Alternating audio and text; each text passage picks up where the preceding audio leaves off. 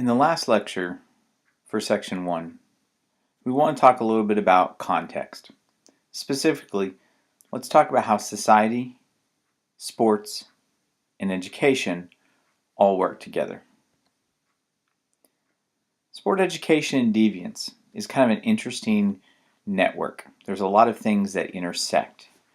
Because first of all, we're talking about a context. So think about athletics in one particular context. For us, I want to talk about the institutional context of education. We know here in the United States, education and sport have really been linked together for a very, very, very long time. And as a result, that becomes a unique context for understanding sport and then as a result, deviant behavior.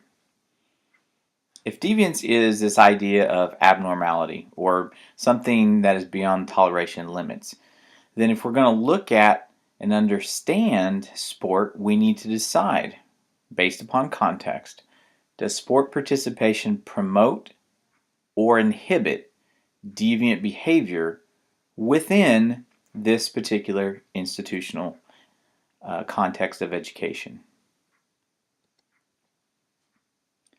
Real briefly, just a quick little background on education as a large institution.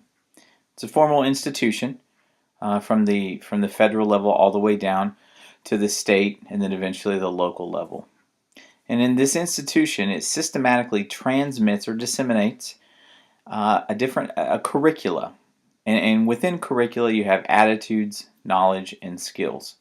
So basically, the institution of education is one of the many agents of socialization. But when I talk about a curricula or understanding social attitudes, knowledge, and skills, what do I mean? Well, you have your basics in terms of what, say, grade school kids have to learn in terms of math, reading, understanding science, social studies, etc. Right? What else do you learn in school? Well, you also learn things like how to obey authority, how to understand structure in terms of time. You know, school starts at a particular time, it ends at a particular time. It's very similar to having a job, where you have to be at your job at a very specific time and then you clock out at a specific time. And a lot of people have talked about this bureaucratically structured American educational or school system, and what it does is that it standardizes operations and activities and helps children learn routines that are going to be important for their participation in the capitalistic enterprise of American culture. This formal organization of being a part of schools helps to set and then embody social expectations. And a lot of people say, well, you know, we're not talking about a public school. We'll see, we didn't say the American public school system. When we talk about the American school system, lots of times private schools, charter schools are still adopting some of the basic elements of the American school system. That's why they're going to be subsumed under that particular definition. Sports are integral to our system here in terms of grade school, middle school, high school, secondary schools as well. And this is relatively unique. You know, this system is very different as compared to, say, Europe. Even in Canada and Mexico, our North American neighbors, it's somewhat different. But the sport education relationship really goes back to this idea of the Industrial Revolution and the United States becoming a more and more industrialized country. So the idea was that you had standardized school curricula for all children, and that was for making sure that we trained all children in the basics of, if you're as old as I am, we used to have the phrase reading, writing, arithmetic, right? And so you had those basic standards that you learned math or what you learned in terms of reading comprehension, that type of thing. Well, physical education was part of that, and it really became sort of mandated in some form or fashion here in the United States in the 1920s, when we had the economic prosperity after World War I. You had the Roaring '20s, and so we had the economic prosperity, to really look at and focus on health and education And you also had the movements in the United States that were trying to keep children out of the labor force. You had the reform movements that were trying to clean up the factory system, things like that. And physical education was really part of that time.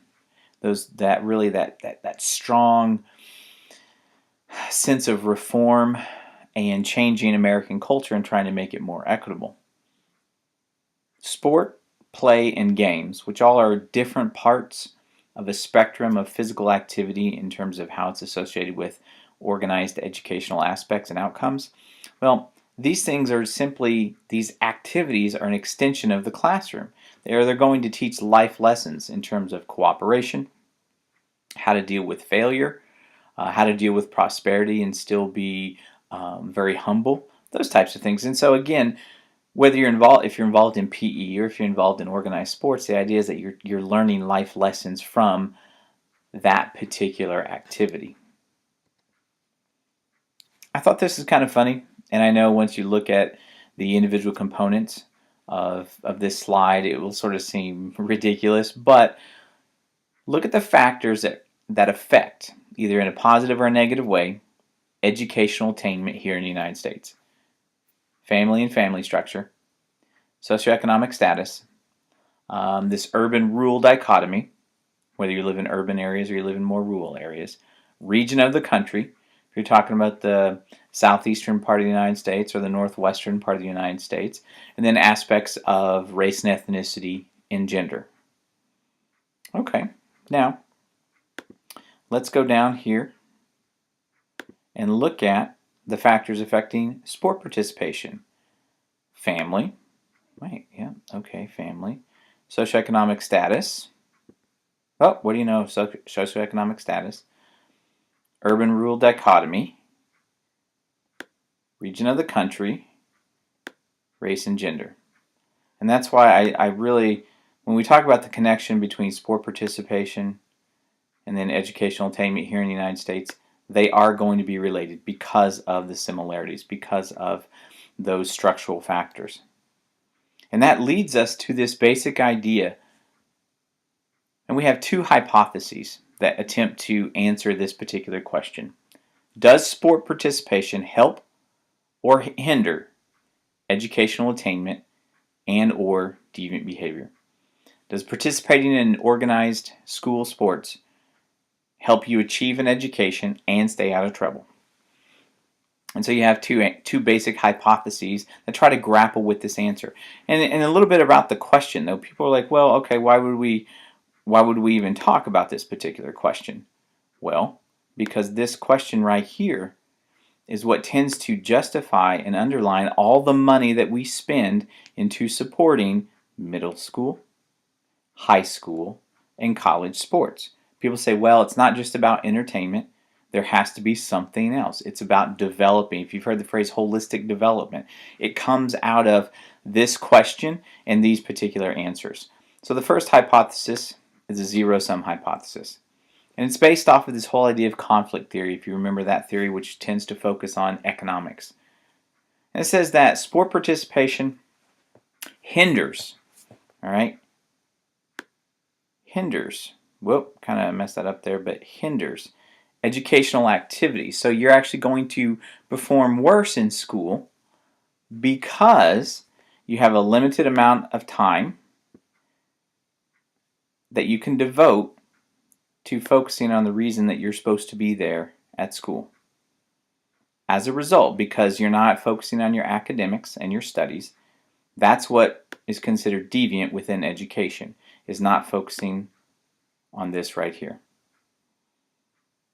And so what conflict theory is saying is that you have this conflict, dare I say, that time is finite and you only have a certain amount of it. And if you're involved in activities that take a lot of time, such as playing high school or college sports, simply because you're associated with high school and college sports means you're not associated with this whole notion of academic preparation or studies. And what becomes really interesting is the role of money in terms of college or scholastic sports. Now, from the exact opposite point of view, same question, does sport participation help or hinder educational attainment and or deviant behavior? we have another hypothesis. It's based more off of structural functionalism, which talks about cooperation and working together. And this one's called the developmental hypothesis. And it basically, summarizing it, it says that sports are positive places where socialization takes place. Socialization, learning how to be a part of a community or a culture or something like that. And it says sports provide structure and learning of society's rules. We learn good discipline. We learn what it means to be humble. We learn what it means to cooperate and work with others. And as a result, because it's a developmental place, it's a place that keeps us out of trouble and helps us learn what it takes and what it means to be a productive American citizen, it helps to inhibit deviant behaviors in adolescence. And there are many different examples. Many different examples. If you can turn on ESPN or watch certain video stories on Bleacher Report or anything like that, and you hear about the positive properties of sport and how it brings people together and helps the athletes especially to become good people. Okay, both have compelling arguments. Both we can cite specific examples, not just historically, but also currently. But which one's right? Which hypothesis is the best? The problem is we don't have an answer yet because both have been proven or disproven over time. It goes back to that original idea that we need to look at context, right? Well, context, we can't just look at just sports and education. We have to further refine that context. Is there a difference between middle school and high school sports? Is there a difference between middle school and high school and college sports? And most likely, yes. And so we need more research based upon the level of experience, college, professional, high school, etc. It's also, research needs to focus on and has looked at different experiences in sports. If we're talking about a power and performance sport, or we're talking about a revenue generating versus a non-revenue generating sport, or maybe more an aesthetic sport, which is going to be something like, if you think like some of the sports in the Olympics that, like the floor routine in gymnastics, that tends to be a little bit more of an aesthetic sport or different forms of competitive dance and that type of thing. Another thing we need to look at is the personal experience of the people involved in sports. Athletes and coaches, yes. But what about fans? That's going to be a different experience, even though they're all part and parcel to functioning within the same institution. A high school experience in terms of looking at sports shows that there are differences between those students that play varsity sports and those who do not. And much of the difference between this is kind of associated with what we call selection and filtering processes of high school. A very famous kind of educational sociologist named Coleman was looking at and understanding kind of the different cliques, and this goes even back to the 60s, the different cliques in high schools. Even recently into the early and mid-2000s, there were scholars that were looking at what's called the leading crowd hypothesis, that within schools you have individuals or certain groups that tend to be quote-unquote the leading crowd and more, not important, more impactful on high school culture. Well, athletes, especially varsity athletes, are usually part of that leading crowd. They're also, other folks in that leading crowd are people from like student government. Sometimes those in sort of high-profile, prominent extracurricular activities. And also what we know is there's been a lot of research on this leading crowd hypothesis of athletes oftentimes are a part of it, and it shows that popularity, attractiveness, socioeconomic status tend to be associated with the leading crowd. And all this means is that how we act and interact with the meanings given to sport participation are going to vary based on a couple different things. The first one is that the ways that athletes in sports are defined by people in particular contexts. Okay, great example. I grew up in very, very, very small towns in the Texas Panhandle. And even if we had small towns of less than 400 or 500 people, the football team was still extremely important. And so I remember being a young child and riding my bike down to the only convenience store in town on a Friday night. And we had just moved to this town from New Mexico, where the high school football scene is quite a bit different. Not better or worse, just very different. And so when I get to the convenience store, there's a note handwritten on the door that said, "Closed, will open after the game." Well, I was young, I didn't know what game. And what they were talking about was the Friday night high school football game. So the people in that small town, that's the particular context, they were defining how important sports were. So if you lived in a town of 400 or 500 people, but we had a football stadium that would seat almost 2,000 people, that's how much of a draw or attraction and how important those games were. Okay, well, if that's the context, then the identities of the young people that are part of that process, especially those maybe high school football players that participating in that sport, those identities are kind of tied up in alignment with those contexts. And finally, the ways that young people integrate an athlete identity into their life is dependent upon a lot of different things. But if you are known as a football player, even as 16, 17 years old, that's how people see you. That's how you're treated. That's how you start to think about yourself. And so I think it's important for us to think about that identity. And identity is what we call a structural idea, meaning that it's larger. And so the role of high school football player is defined by that community or that context and then applied to that particular individual. And so the identity of who you are as a person is actually what we call multifaceted, right? So if you look at a really nice diamond, it has all these different faces. Well, that's kind of what your identity is like. You have all these different things. Well, maybe you're as a high schooler, you're the quarterback of the football team. That's one role that you play. But you're also a student. If you're a male, then you're also a son. Perhaps you're a sibling. You have all these different roles that you play throughout the day.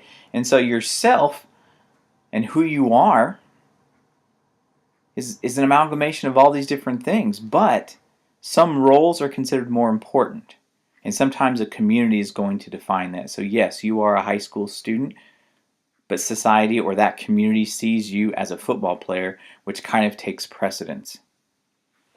A great thing to do, and I've done some of this in the consulting work and stuff like that I've been around, but it's called the I am test.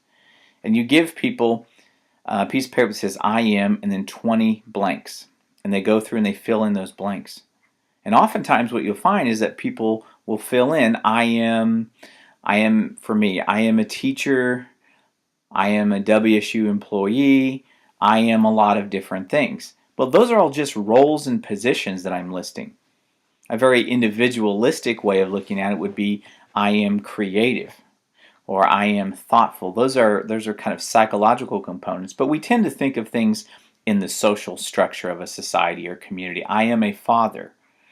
I didn't necessarily talk about I am someone who's extremely happy. So hopefully you can kind of see the difference between those two things. And that's really important when we start thinking about how individuals relate to deviant behavior. If you're the quarterback of the high school football team and you do something stupid, as young people sometimes are going to do, but society says, well, you're really important and we need you to play on Friday night, so I'm going to go ahead and give you a pass. That deviant behavior is not being sanctioned, and a certain identity, i.e. that of the football player, is being shown to you to be more important than anything else. This is something that we struggle with in terms of working with intercollegiate student athletes, is yes, the focus is on keeping their GPAs up so they are eligible. And that's the word that we use. Well, you have to be eligible. Why? So you can play. Well, implicit in that discussion then is that you're here to play ball. And then we need to keep you eligible so that you can do that. instead of, well, we need you to have a high GPA, so that demonstrates and proves that you're understanding the information in your classes, because that's what's going to make you to be successful in terms of achieving your college degree and having an impact on your life.